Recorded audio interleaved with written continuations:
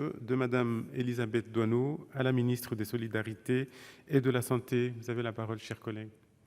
Merci Monsieur le Président, Monsieur le Ministre, chers collègues. De plus en plus de Français, notamment dans la jeune génération, puisqu'ils sont de plus en plus jeunes, recourent à la médecine esthétique, à la chirurgie esthétique, à des soins esthétiques. Cette tendance se confirme avec le développement d'actes non chirurgicaux comme l'acide hyaluronique ou le botox. Ce phénomène se propage notamment grâce aux réseaux sociaux et à leurs influenceurs.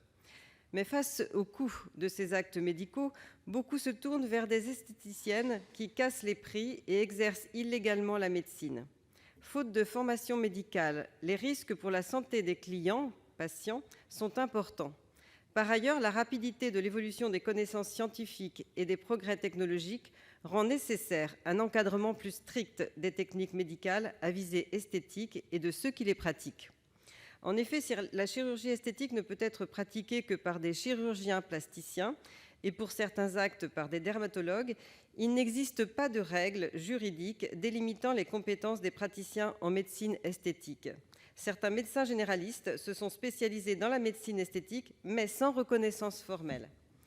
Le sénateur Bernard Cazeau, auteur du rapport d'information portant sur les dispositifs médicaux implantables et les interventions à visée esthétique du 10 juillet 2012, recommandait, d'une part, de renforcer les exigences de formation et de compétences des médecins et, d'autre part, d'encadrer strictement les professions non médicales qui pratiquent des soins esthétiques.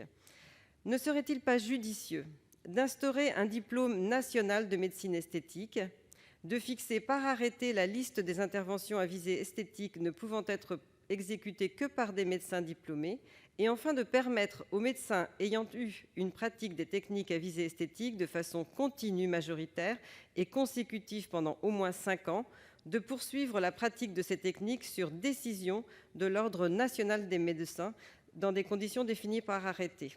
Aussi, Monsieur le Ministre, pouvez-vous m'indiquer si des mesures sont envisagées, en tout cas pour sécuriser l'exercice des actes de médecine esthétique, parce qu'on voit des résultats qui nous effraient. Merci, chers collègues. Monsieur le ministre, vous avez la parole. Merci Monsieur le Président. Madame la sénatrice Élisabeth Doineau, la ministre, ma collègue Agnès Buzyn, ne pouvant être là, elle m'a demandé de vous répondre et je vais vous lire la réponse qu'elle vous apporte. Comme vous l'avez justement rappelé, la demande sociétale d'actes à visée esthétique est en constante augmentation. À titre d'exemple, plus de 75 000 appareils d'épilation à lumière pulsée et plus de 600 000 seringues de produits de comblement sont vendus chaque année en France. Et ces nouvelles techniques et ces nouvelles technologies, elles peuvent représenter parfois des risques pour la santé, ce qui nécessite, vous l'avez dit, de prévoir un encadrement pour garantir la qualité et la sécurité de ces actes à visée esthétique. Depuis la loi HPST du 21 juillet 2009, le Code de la santé publique donne un cadre pour encadrer ce type d'actes. En application de l'article L. 1151-3 du Code de la santé publique, la lyse adipocytaire à visée esthétique a, par exemple, été interdite par un décret du 11 avril 2011 du fait de la suspicion de danger grave pour la santé mise en évidence par un avis de la Haute Autorité de santé après la saisine de la Direction générale de la santé. L'encadrement de ces actes est fondé sur leur classification selon le niveau de risque et détermine la qualification et le niveau de formation attendu des professionnels pouvant les mettre en œuvre, ainsi que les conditions techniques de réalisation.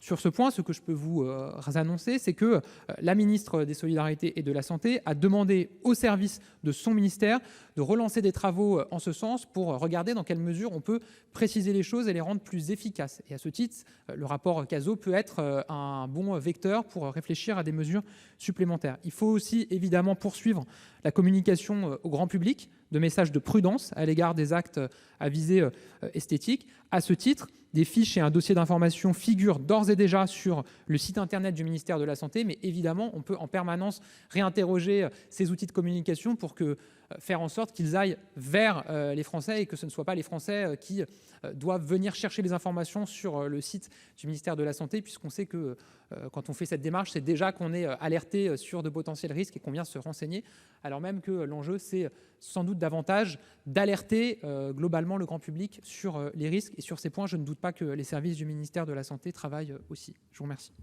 Merci, monsieur le ministre. Madame Doineau. Oui, je vous remercie pour ces éléments d'information sur le travail qui est engagé. Je crois qu'effectivement, il faut aller sur le plan de la communication parce qu'un certain nombre d'éléments sur les réseaux sociaux nous laissent à penser que tout est possible et les ravages sont considérables en termes de santé publique et tout simplement d'esthétisme raté. Et puis par ailleurs, vraiment lancer un diplôme de médecine esthétique, ça paraît l'essentiel. Merci, Monsieur le Ministre. Merci, cher collègue. L'ordre du jour appelle à présent la question orale numéro 860 de Monsieur Jean-Pierre Moga à la ministre des Solidarités et de la Santé. Vous avez la parole, cher